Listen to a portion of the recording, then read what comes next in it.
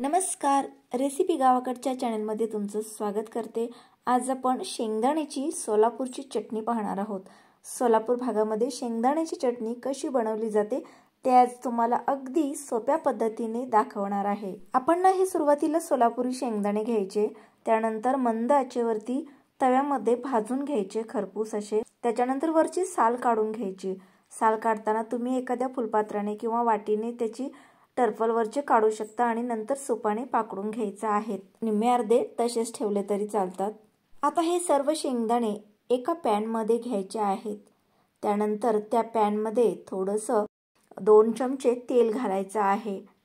त्यावरतीच खमंग असे जिरे घालायचे आहेत आणि मंद आचेवरती पुन्हा एकदा हे शेंगदाणे परतून घ्यायचे आहेत।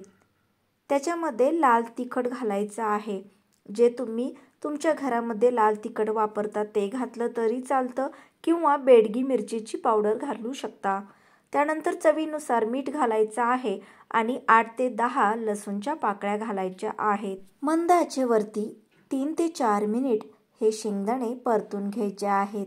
त्यामुळे लसूण, जिरे आणि लाल तिखट सगळीकडे मिक्स होतं।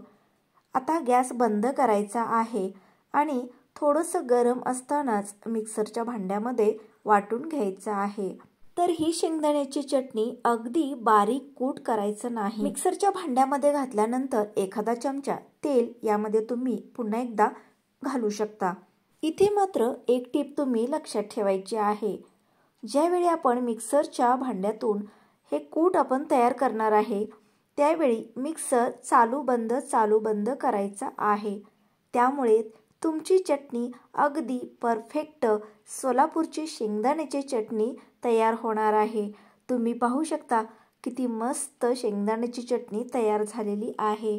अगदी कमी वेळात आणि झटपट होणारी, तोंडाला चव आणणारी ही शेंगदाण्याची चटणी तुम्ही घरच्या घरी कमी वेळात नक्की करू शकता।